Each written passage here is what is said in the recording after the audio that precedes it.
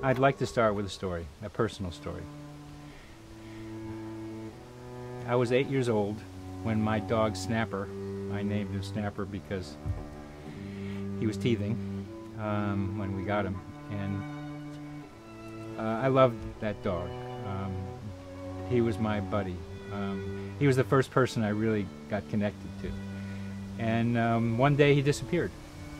And I asked my mother where he was, and she said, I don't know. And she said, why don't you go to the police station and ask the policeman? I knew she had to do something. Later I realized that. I said, okay. So I got on my bike and rode down the usual way to our elementary school and cut across the big street.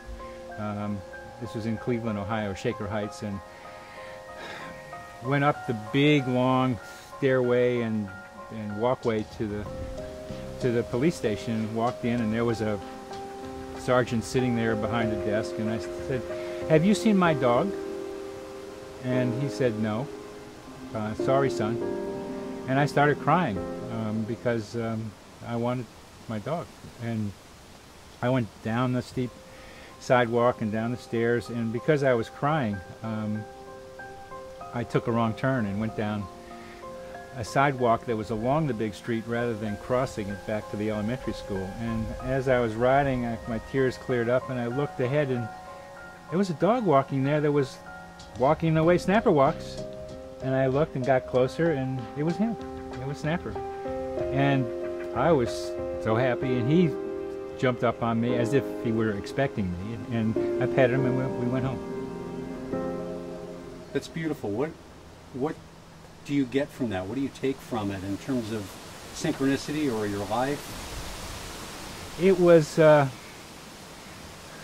weird coincidence, as I come to call them now.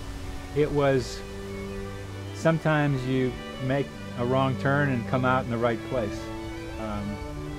It was love connects us. It was probability. I mean, he only could be in a couple of different places.